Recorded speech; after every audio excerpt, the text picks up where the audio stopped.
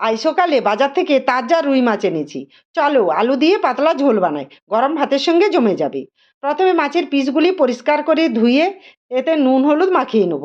এবার কড়াইয়ে সর্ষের তেল গরম করে একে একে মাছগুলি দিয়ে উল্টে পাল্টে লাল লাল করে ভেজে তুলে নেব। এরপর ওই তেলে আলুগুলিও লাল করে ভেজে তুলে নেব। আবার কড়াইয়ে সর্ষের তেল গরম করে কুচিয়ে রাখা পেঁয়াজ দিয়ে দেবো। পেঁয়াজ ব্রাউন করে ভেজে টমেটো কুচি দিয়ে দেবো। এদিকে একটি মশলা করে নেব। 4 পিস টুকরো করে রাখা আদা, 2টি কাঁচা লঙ্কা, হাফ চামচ গোটা জিরে, সামান্য জল দিয়ে বেটে নেব। পেঁয়াজ টমেটো ভাজা হয়ে গেছে, এবার মশলা দিয়ে দেবো। এবার একে একে স্বাদ মতো লবণ, হলুদ গুঁড়ো, কাশ্মীরি লাল লঙ্কার গুঁড়ো আর সামান্য জল দিয়ে মশলা ভালো করে কষিয়ে নেব। মশলা থেকে তেল ছাড়তে শুরু করেছে, এবার ভেজে রাখা আলুগুলি দিয়ে 5 মিনিট কষিয়ে নেব। এরপর ভেজে রাখা মাছগুলি দিয়ে সামান্য জল দিয়ে আবারও 2 থেকে 3 মিনিট কষিয়ে নেব।